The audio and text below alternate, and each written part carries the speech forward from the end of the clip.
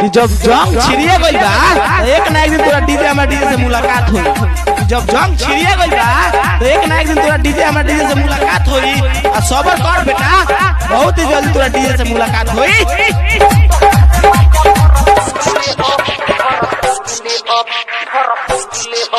अरे भरपूर ले होबे अखाड़ा के लगी मोही में पूर दे होबे अखाड़ा के लगी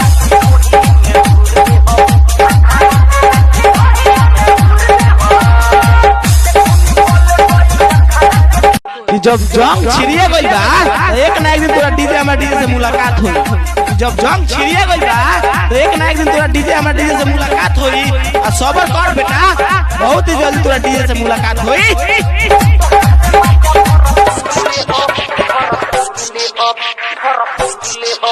अरे भरपूर ले होबे अखाड़ा के लगी मोही में पूर दे होबे